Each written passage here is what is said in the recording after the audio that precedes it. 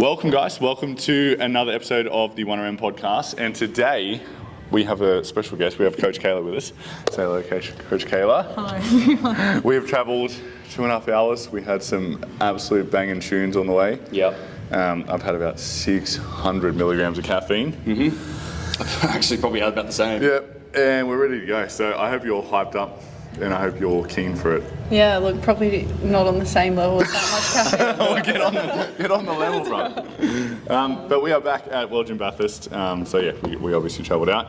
Kayla, you're a coach here. Do you want to give a little bit of an introduction for the people who don't know who you are, what you do, who you work with, that sort of thing? Okay, yeah. So I've started at World Gym this year. I've completed my Bachelor of Sport and Exercise Science, so I guess that's my degree. I'm currently coaching pretty much anyone who needs help in the gym with anything at all. Online coaching as well is opened as well, so you don't have to be in Bathurst. You can be from anywhere. Yeah. Cool. Awesome. So we're going to talk about coaching topics, mainly nutrition, at some point today. But I was listening to a podcast and it was a really good conversation about people's first encounters in the gym, and then it made me think about my very first encounter at gym. So I thought it'd be good to start off with that. What was your first encounter? Like talking like 10, 11, 12. What was the first introduction to you training? How did it start? Where did it come from?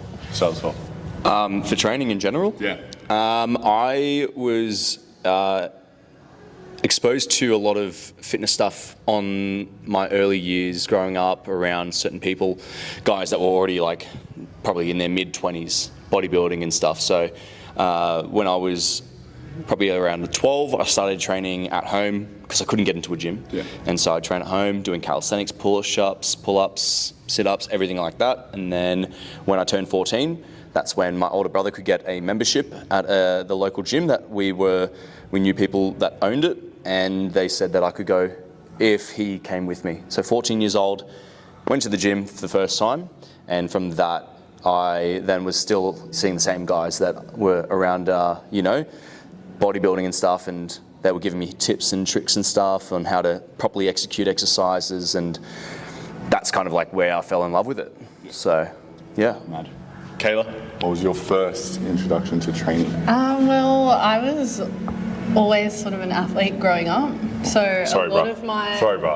Yeah. Sorry, bro. So just put that out there. Just a leech. Yeah. Just a little bit.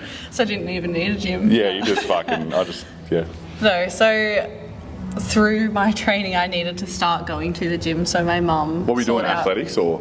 No, I was a volleyball player. Yeah, right.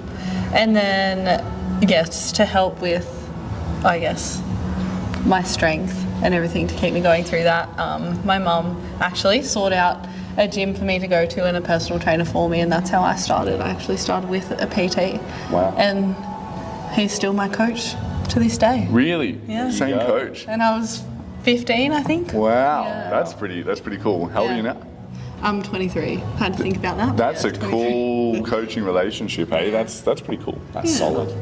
Well, mine was similar. Mine was pretty much watching Dad do his little twisty the make your own dumbbells in the lounge room. And I remember I was like 10 or 11 and I did it, and then I couldn't move my arms for like days. Yeah. And then it was just working out in the garage. He had like the old school York, the rusted plates and the shield or bench press. I remember doing that.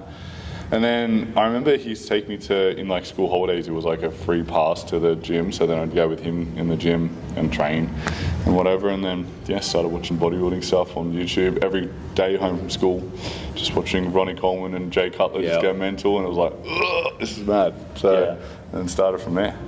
Oh, yeah. Yeah. So I thought that was pretty interesting. Started a little, it was like I don't know, it would be classed as rundown, but let's call it authentic now, and then moved over to World Gym when I was out 21, and that's it. There it is. There you go. Yeah. Interesting. But today, last week's episode was all around training and everything like that. So today I wanted to go through, I guess, a little bit about nutrition, which I don't know about you guys. I asked a billion things about, and I feel like it's one of the things that people, once it's sorted, it's easy, but when it's not sorted, it will ruin everything. It will kind of like, disregard everything. What do you think, Kayla, is one of the biggest struggles that your, I guess, demographic you work with? What do you think are the biggest issues that people find with their nutrition? The first thing that comes to mind is undereating. Yeah. It's a huge problem at the moment. I have so many people, so many women my age, even a bit older, coming to me saying, you know, how fatigued they are and how they want to change their life and they don't feel good in their bodies and they want to get lean. And yeah, the first sort of part of conversation I have with them is about their food, and basically the biggest thing that I see is just not eating enough. Do you think that's from like a poor relationship, or it's just like busy, or it's just, what do you think is the... I think the biggest thing's a lack of understanding. Yeah. Like, food is fuel, and I think it's sort of only a new thing that people are learning about, the fact that we actually do need food. Which goes into the, I guess, thing with a poor relationship with food, you know. A lot of, not just women, but men as well. But I think, men have a tendency probably to eat larger portions, so at least they're getting a bit of that fuel in. Something, but, you know, women tend to just snack and think, that's enough, or have their coffee and then their dinner. Then try and come and train, and then exactly. Then you walk in and get the lollies, and then they've passed out, and it's a whole thing. Cool. Yeah, I agree. I think that's people's understanding of food is probably a big issue, and with the demographic you work with, I guess women, their relationship with the food is probably a big thing as well, right? What about you, sir? What about me? What do you reckon is one of the major issues with, I guess, some of the people you work with in terms of nutrition? Biggest issue, people that I work with, I mean, probably just like the quality of food is definitely a big one. Like, a lot of people go for easy food, or just, I guess, under preparing for their training and stuff. So a lot of the people that I work with now have I've worked with them to the point where they know they need to like eat X amount of food. And so now it's kind of getting to the point where we go, okay, if we don't prepare for the week at hand, you know, what are you going to have to eat? And so a lot of people then still track their food, but they're not eating what they could eat if they just prepared for the week and had everything in place, if that makes sense. So, living by the quote of failing to prepare is preparing to fail. And that's what I've been preaching, I think, the last 2 weeks mainly, is, pretty much saying, hey, if you don't do meal prep, you know, you don't schedule in your training or take time for X, Y, Z, like winding down for your sleep and recovery and everything, then, you know, you're going to feel that in the long run. So, yeah, and I would say the same. Obviously, people I work with everyone, but getting to that higher level of, especially when you're wanting to call yourself an athlete or potentially stepping on stage, it's that next level of everything has to be kind of regimented. You know, you might have gotten away with being a little bit lax on your food previously and still getting a session in, but now having to push that next level, things you have to be crossing your T's and dotting your I's, making sure that training's on point, obviously nutrition timing's on point, getting the right amount of, you know, the right certain macros around certain meals, and then prioritizing that. So having that and all it takes is one session where you're under fueled and you feel like shit, and you're like, fuck, I didn't actually hit the weights that I wanted to, and you're like, well, listen here, motherfucker, like, we have to turn this up. So but I find that's probably the biggest thing with, I guess, the demographic that I kind of work with, is just locking in and be like, hey, this is just as important as the 2-hour leg session you're about to do. Cool. I think a big thing as well, like, I notice, you know, you do see a lot of people that come into the gym that have already, you know, gone, I've already cleaned up my diet, like, I'm eating healthy, but I'm still not going anywhere. But I think it's portion sizing, like portion control, and being conscious of how much you're eating. Because often, like, yes, we might be eating healthy, but if we're eating copious amounts of that food, it's not going to get us very far. So, understanding the breakdown of macros and things like that is a huge thing. I feel like with the female, like specifically with the females, big push for protein, which is cool.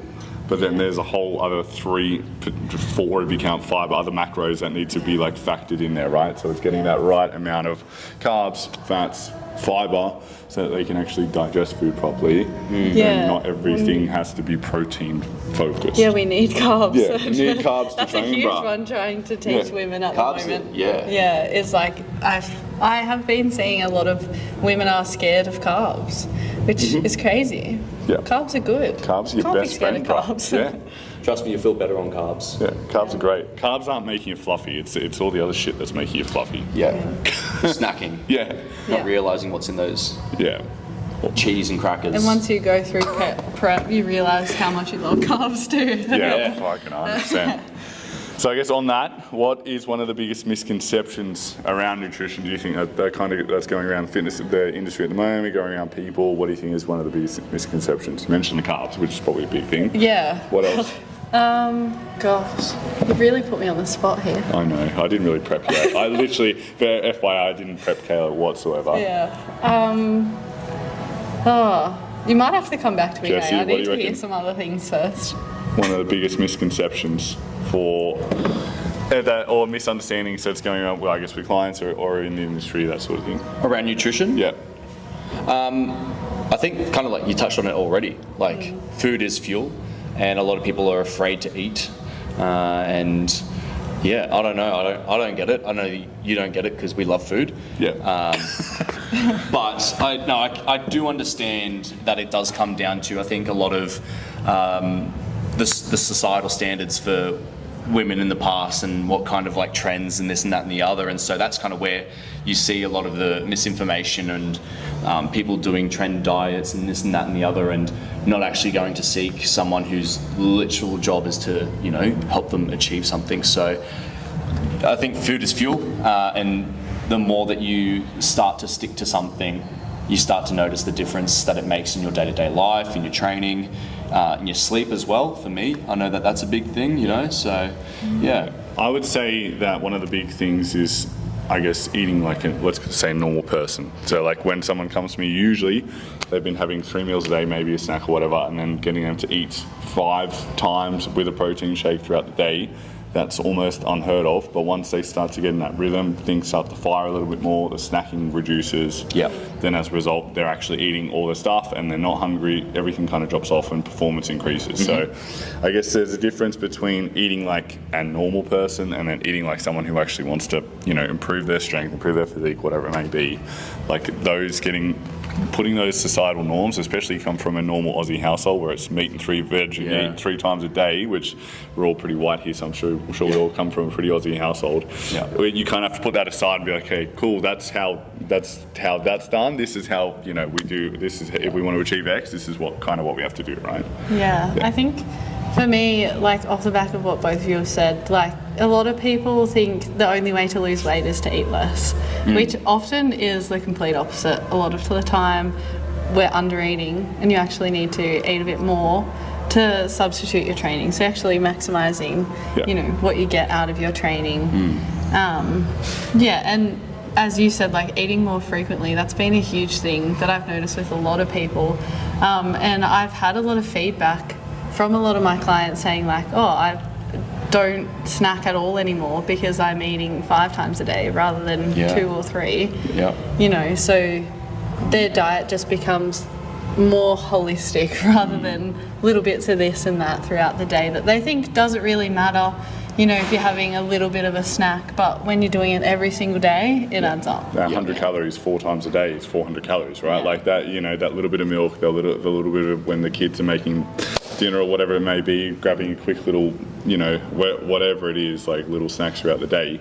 And when you're not eating much, then equates. So you're better off just having a full meal and just actually eating some proper food. Yeah. I would see one of the I don't know if you guys have seen it, but maybe it's just the Hyroxy or the hybrid training crowd, but everyone's big on like this carnivore kind of no carbs sort of like fruits and meat. Have you seen that? And people put it on a chopping board and they try and make it look all like it looks pretty as there's mad colours and that's mad, but like you can have some rice, hey? Like you can have some potato, like you can have some not everything has to be like what's he called? Not everything has to be Liver King, like steak and egg and then kiwi fruit. You know what I mean? Yeah. And I'm just thinking, how are they feeling long term? I'm sure they probably feel great coming off what they've eaten previously, because anything to what they've eaten previously is probably going to make them feel amazing. But then that's not going to build your muscle. Like that's not like that's. Are they achieving the goals they really want? Yeah, are they performing? If you're trying to lose weight, then maybe. But yeah, I think I don't know. I just see a heap of this like paleo-esque type food, and it's like, bruh, just eat the oat.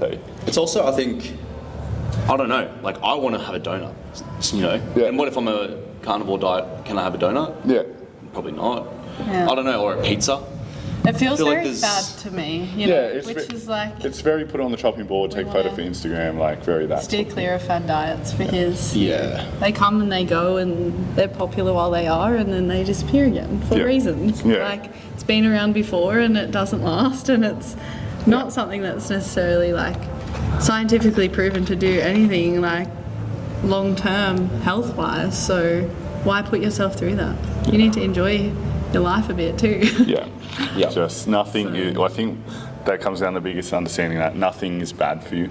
Like if there is literally just in a budget of calories, and you know there's macros that we have to hit, and if you can make it fit, no dramas. But for the most part, there's no bad foods, right? No.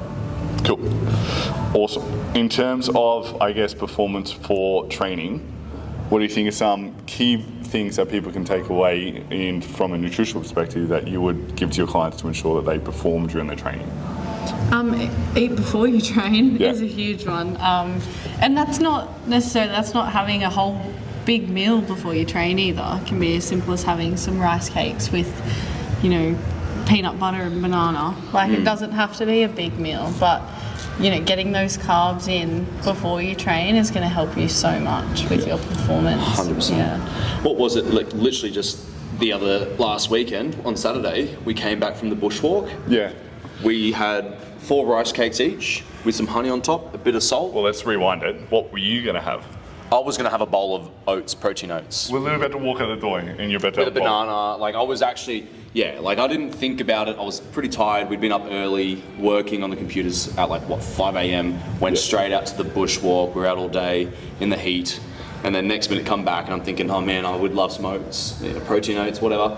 So I made them up and then I was like looking at Rhys's rice cakes and honey and I was like, that looks way easier on the stomach, but a really good source of carbs, quick carbs, simple carbs that you can actually digest really quick. And it ended up being like one of the best leg sessions I've had so far. Yeah, I would say that I actually had energy throughout the whole session. Yeah, the whole session. So, yeah.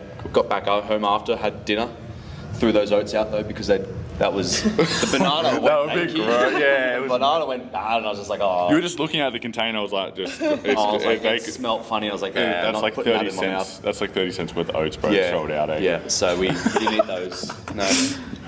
Lesson learned. So if anyone has 30 cents, basically, Jesse needs it now. Yeah, Jesse needs it now. I'll re-sport the oats, but that's all right. Yeah. But no, in terms of takeaways from performance for training, at least 1 to 2 hours before we want complex carbohydrates. So things like potato, rice, breads, whatever it may be. I would say for me, I don't know, I find like an hour still feels too close to my session, if that makes sense. For complex, I would go at least 2 hours. So I would try and have a meal, like if you can, let's say you're training at 3 o'clock in the afternoon, try and have a meal at around midday, like your lunchtime, whether it's a wrap, whether it's chicken rice, whatever it may be.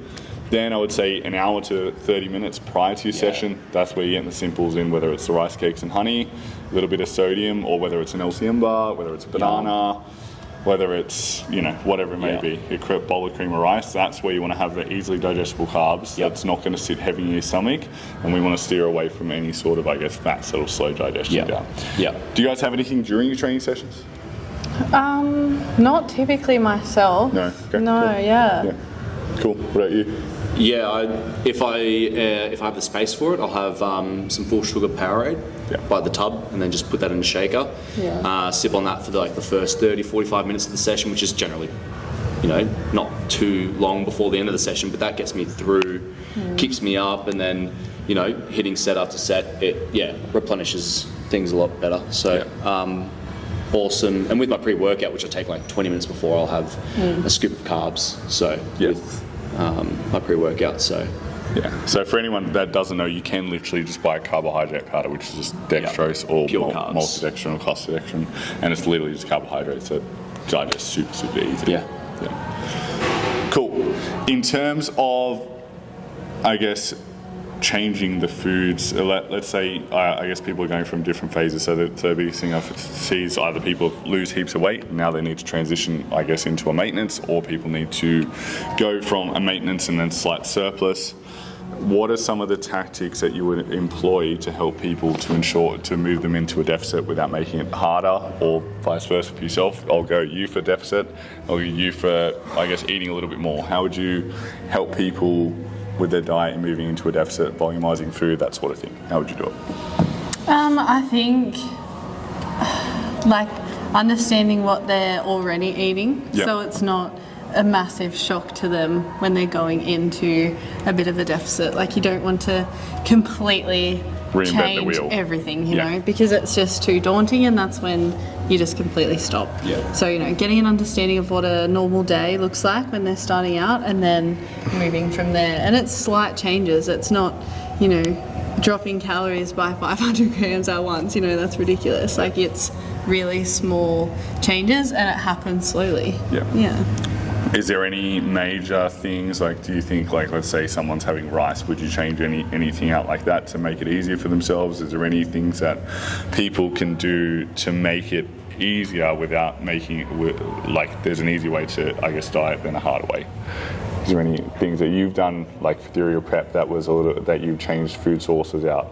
I mean, I'm an extremely fussy eater, so We're learning more about Kayla then, hey? so my prep was not easy. Yeah? My food was constantly changing because I get sick of food very quickly.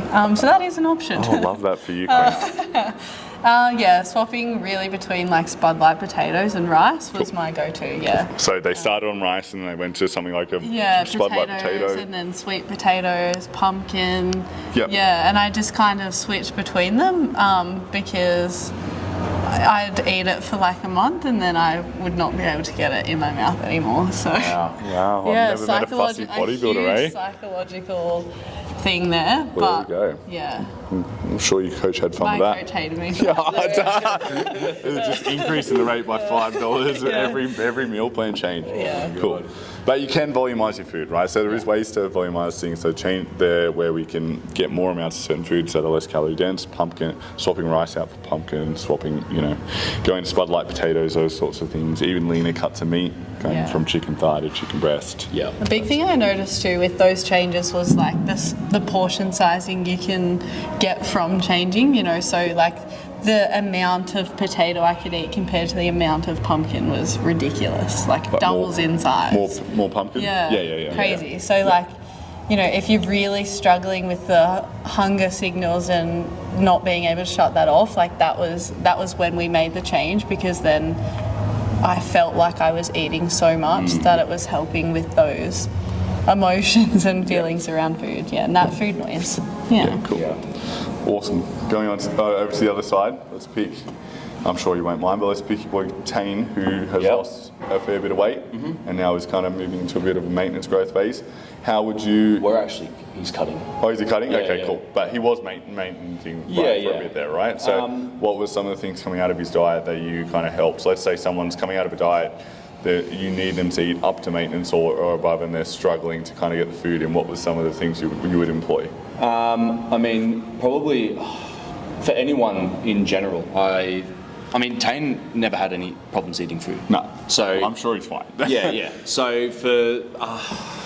I think though, if we're talking in general, if someone wanted to go into a build, and I was sitting down having a conversation with them, I would first, again, see what their day in their life of eating is, from breakfast, lunch, dinner, snacks, whatever, and then going, okay, kind of giving them something similar to, but like balancing out the macros and making sure they're hitting their maintenance. And then for the first week, 2 weeks, 3 weeks, seeing how their body responds to it.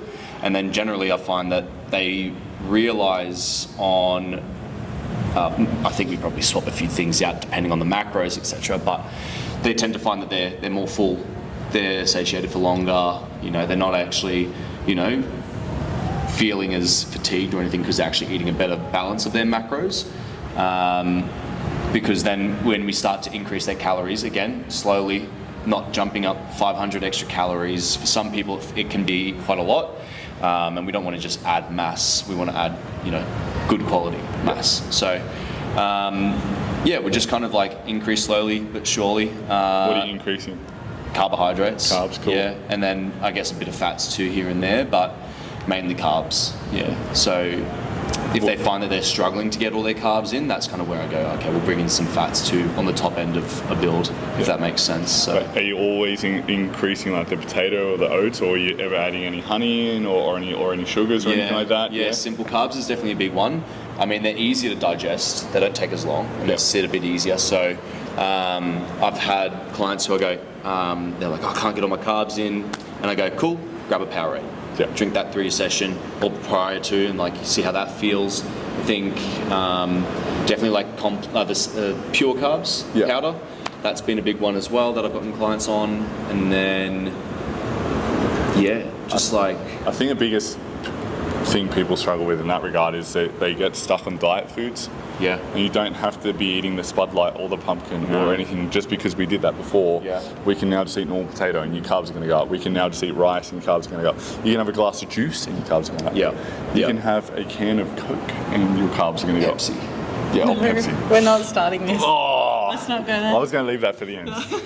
Anyway, but yeah, if you're struggling with increasing the calories, you don't just have to eat more volume of food. No. There's easier ways to get that in as well. Yeah. So, yeah. And it's more fun that way, I think. Less boring. If you're kind of like getting stuck on, getting your calories up, it's like, hey, go have a soda or something, Even adding sauce, like even sauce is a going big from one for me. Even going from hot, like Nando's sriracha, sriracha, low calories to go like full barbie. Your smoky barbecue that I smashed yesterday. It's like I can taste the sugar in it. I was like, oh, this is mad. But the thing is as well, it's like that's got actually like pretty good, decent macros on it. Like you have 40 grams of that, which is 20 grams over 2 meals. Yeah. There's an extra 150 grams of 150 calories, which that's extra carbs there. So you haven't changed your whole day other than just adding 40 grams worth of sauce, which is nothing. So I think no matter where you're at, whether it's obviously trying to put on a little bit of muscle mass and losing some body fat, there's super easy changes that you can 100%. make that doesn't have to revolt your whole life around or turn your life on its head. Yeah. That doesn't make you super, super hungry or doesn't make you feel super, super full. Cool. It's same on the back end of that though, as well, with like cutting calories. It might be as simple as changing what sauce you're having. Yeah. Like you're probably having the highest carb sauce that you can buy. Pull out the garlic aioli and just swap it to not that. Exactly. Anything but going that. from like a full fat mayo to a light mayo. Yeah. I actually remember in my last prep, I accidentally didn't realise how much fat was in Kewpie mayo until I'd put it on already in my food and eaten it, tracked it, realised I had about 20 grams of fat in my meal and I'd gone over my fat for the day. And I was like, well, that was a learning curve. Yeah. Fuck did I. So, Cool. Meal prepping. What are some, I think that's a big barrier for people because they feel like it's like a 4-hour process. What is some meal prep, if someone's looking at, let's say you've got the diet, you've done it for them, clients just signed up, what are some meal prep hacks that you would have or meal prep tips to help someone so they don't have to spend 3 hours in the kitchen in a week? Well, look, personally, I also hate meal prepping, so it's fine. We're in this together. I don't think anyone likes meal prepping, bro. I don't like anyone. Some who people do. Really? Yeah, some people find it so satisfying. It's not something come to I my look house and forward do it. I think like pick one day of the week, and if you can build your routine into that, it becomes a quick thing to do. Yeah. If you procrastinate doing it, you're going to take longer doing it. Yeah. If you just get everything cut up and cook things at the same time, like you can get your potatoes on while you're cooking your meat and things like that. Like it doesn't have to be one thing at a time. It doesn't have to be complicated. It's just like cooking your dinner. You're just cooking a large amount and then you're separating it. Like it doesn't have to be this daunting thing. Rather than cooking your dinner 5 times or 7 times throughout the week, you just cook it once and then it's all done. So And I generally say I'm meal prepping all my lunches. If it's on a Sunday, I would cook around lunchtime so that I'm already making my lunch for that day. Eat my lunch and then, separate the rest of it into the containers, and then it's just simple that way. Yeah. So I would agree with everything. I would caveat to say meal prep 2 days a week. Oh, well, So you it's can freeze food. Or yeah, if you're going to freeze food. But I would say, I tell my people to go Sunday and Thursday. Yeah. Now if they do that, then they're set for the weekend. Yeah. Because usually other people get all the way through the week, then there's no meal prep left, then you have an eggs Benny with the missus out at, the cafe, then you're then talk about QP Mag over it. That's right, eggs Benny's fucking way over it. Yeah. But yeah, meal prep hacks. I also hate meal prepping. Yeah, cool. What's the meal prep hack you've employed recently? Actually prepping. Yeah, cool. No, I think, like even doing my breakfasts, like I've seen you do that. Yeah. And just putting your oats in a container with your blueberries, putting it in the fridge. And then I'm like, cool, it's in the fridge. It's already got my oats, blueberries weighed out. Just add the water, microwave it, then add my peanut butter, honey, and yogurt, and whey protein. And so it's like doing that. I wouldn't put the protein yogurt in with it because I'm not going to microwave that, that sort of stuff. Yeah. So, but just I don't know. It just made more sense. What else have I done? What are you talking about? Well, the slow cook is pretty revolutionary. That I said yes. Have you slow cooked chicken before? Yes. Go. Yeah. Go. So Meg's put in 2 kilos of slow cooked chicken. Yeah. With some seasoning, I think some pasta sauce. Yeah, probably. And then just turned it on, left it there. Did she add water? I don't know. No, don't even. No, don't even. it literally just cooks, and then you set it for what, 8 hours, Yeah. and then ding, it's When done. did you guys learn that slow cookers are a thing? I learned it Last like, week. I learned it like a couple. It's been funny. I've like revolutionised his world, and he's like, whoa, I'm like, yeah, bruh. Like, Yeah. It's literally like wake up in the morning, you smell the house, it smells like cooked spicy chicken, you're like, this is great, and then you just put it into into containers with some rice and a rice cooker. Yeah. A rice cooker from Kmart, how much is that? Yeah, 20 like bucks. 20 Yeah. bucks. Yeah. And it cooks your rice for you in 10 minutes? You see what I'm about to deal with? Yeah. Like, whoa. Oh, and This is so frozen. exciting. I know. So, because in my last prep, I would cook all my meals fresh. Yeah. And it was... Really? Yeah. Oh, shoot me, I wouldn't do it. Tastes unreal though that way. Like, Exactly. So it was like the kind of the reward of sitting there and just going, I've got to eat this, I get to eat this. And then I'd also split my meal into 2 halves. It's the worst thing. So this was my prep brain was I'll have half now, and in half an hour, let that food digest, let it settle, because I am a scoffer if I don't let it, sit. So that's why I'll also, last night I was standing in the kitchen eating, and I'd walk away, do something, come back, and slow down my eating, slow down my digestion, and my gut feels great. Yeah. So, but yeah, I used to just cook fresh meals every meal, but now it's literally cook for 3-4 days. The 4th day, I'm still trying to figure out if that food's still good, but it is. But you can just chuck it in the freezer, and then you literally just pull it out overnight, let it defrost in the fridge, and then you chuck it in your bag, good to go in the morning. So a little side tangent, we'll come back to meal prep. What was your favourite meal in prep? I hated everything. Yeah, you just, I just hated everything. Did you not have one meal that you probably this? my breakfast was just oats with honey. That was good. Goes banging. Yeah. Or my pre-workout meals when I got really close. I had 1 rice cake with some strawberry jam. That was unreal. Yeah. I really looked forward to that. I remember I protein would spend shake. my whole day thinking about that. Yeah, I remember a protein shake used to taste like I was drinking Cadbury chocolate. Yeah. But mine was Kangabangers and sauerkraut. Yeah. remember- Kangabangers slap. Yeah. Sauerkraut does too. I didn't even know what that was until you introduced me to it as well. Kangabangers and sauerkraut was my this is the best. And Kangabangers actually taste like real sausages with fuck all fat. Yeah. Oh, I've never heard of them. Kangabangers? Yeah. Yeah. Really? Go to Coles. Yeah, at Kayla, use code Rhys. Yeah. No, they're literally just kangaroo sausages, but they taste like there's no fat in them, high protein, and they don't taste kangaroo-y. Yeah, kangaroo mince can be a bit gamey, but Kangabangers, some reason they're just... Do you want to hear our boy dinner from the other I night? trust you. We had the boyiest dinner ever. We literally just made Bunnings sausage sizzle with Kangabangers. Yeah, and onion. Yeah, and onion that was Well, sauteed I'm in a beer. allergic to onion, Yeah. fun fact about me. So I'm only doing you. Oh, cool. So meal prep hacks. Use a slow cooker. Yes. Have everything, even if it doesn't require prepping, have it out in a container ready to go, because then you're saving time, and then you can You just grab it also and go. like force yourself to eat. Like you don't want to waste food. So Yeah, it's if it's in already there, in the it's already container. there. You're like, oh, I have to eat it now Yeah. because I can't throw it out. Literally, I was driving past, where was it? I was going past Macca's last night on the way back from the gym, and I could smell the Macca's chips, and I was like, I'm going straight home and smashing the meal, and I did.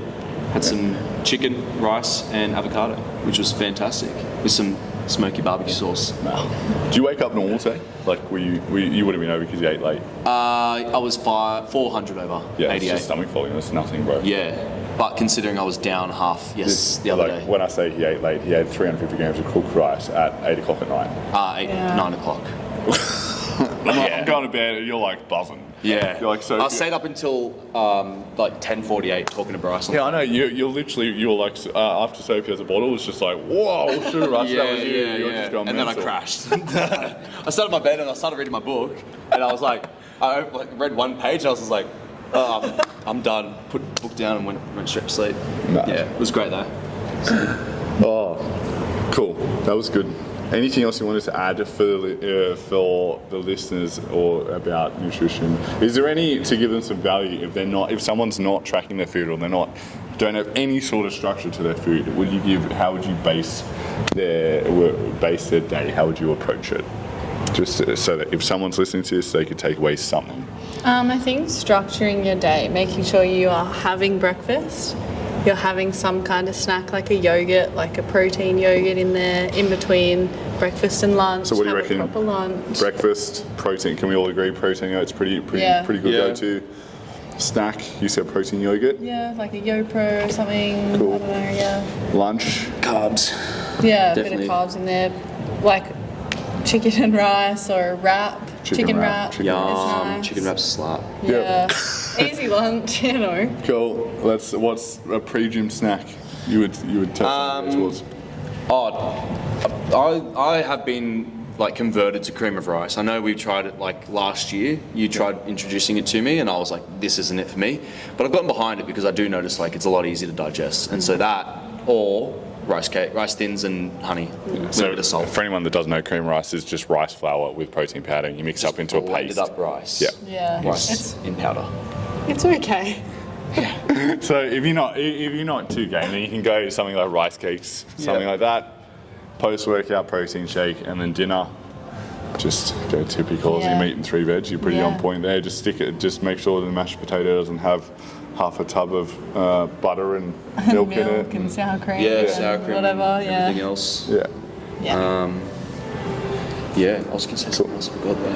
And to be honest, that diet would work for anyone all the way from 1,600 calories all the way up to 3,500 calories. It would literally just be that's the what- change in Yeah. volume, Yeah. right? It's all portion Yeah, size. it's all portion sizes. What I was going to say is we were talking before about women trying to or people in general. I think some people undereat their protein, so they find it hard to get their protein in the day. So it's like if you literally eat a good portion of your protein in the morning, not heaps, but like start your day early, then again your midday snack, your mid-morning snack, and then your lunch, an afternoon protein shake after your session, and then you've got your dinner.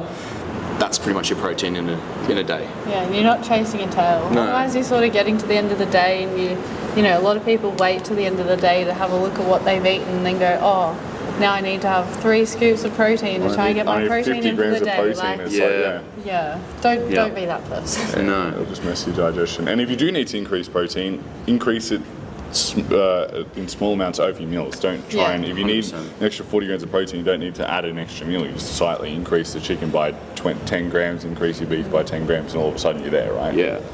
Cool. That was a good potty. That was good. 100%. Kayla, you're on the spot. All right, we already know, but Coke or Pepsi? Coke Zero. Coke Zero, okay. Yeah. Well, okay. Scrunch or wipe? Scrunch or fold? Scrunch or fold? Probably one.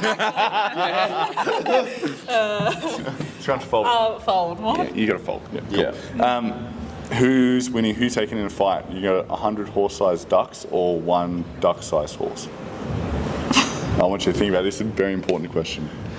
100 duck-sized horses or 1 horse-sized duck? Yep. So you're gonna fight one of the two. You're gonna fight some big motherfucking duck, or you're gonna fight 100 small little horses. You're gonna take. Who do you reckon you're gonna win? What are you gonna do? Probably the horses. Surely you can just like kick them, you know? So you can like, just boot 100 horses and just could wolf, just like wolf, eat wolf. me at that size. Yeah, it's interesting. Yeah. I reckon 100. That's a lot though. But then I could take on 100 guinea Yeah, but pigs, like- so I guess. I mean, you could get a bit gruesome with it, but you know, Yeah. you could probably squish it pretty easy. Yeah. Like, let's be real. Yeah, man. What did Ben say? Ben say you just get his sword and just like Yeah. cut the duck's head off and just Yeah. one swipe and Yeah, it's done. okay. Ben would go that way. Yeah, cool. I'm makes still a sense. bit short for that though. Yeah, fair. Yeah, you'd be better off for the groundwork. Yeah. Cool. If you, I mean, you already are working as an exercise physiologist. If you could do something that wasn't in anything to do with health or fitness, what would your job be? Oh. Well, it wouldn't be anything to do with social media. We know that, don't we? Yeah. Gosh, I don't know. My life has always been around Sport sport and that sort of health thing. and fitness. Like, if it wasn't this, it would be physio, or if I couldn't do that, it'd probably just be admin in the same Yeah, right. industry. Like, maybe teaching or something. You're- Teaching? Yeah. I'd still be like a Right. PE teacher though. So. Yeah. You're born to do it, eh? You're born. Yeah, I don't know. Yeah, cool. Nice. Well, thank you very much for coming on board the podcast. If someone wants to find you or someone wants to reach out, where would they find you? What's your Instagram? It is Kayla _1RM, I think. Yeah, Kayla Pet. Kayla Pat _, I don't know. Just go to the 1RM page, find Kayla. Pat _1RM. Yeah, if you want Sounds it, right.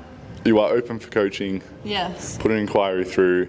If you're at World Gym Bathurst face to face, otherwise you can be anywhere around the world. Yeah. As we have found, Absolutely. Jesse signed his very first international client from Kuwait. What's her name? Yep. Fatma. Fatma, if you're watching, welcome to the 1RM team. But thank you very much for watching. That's episode 2. Hell yeah. Good stuff, team.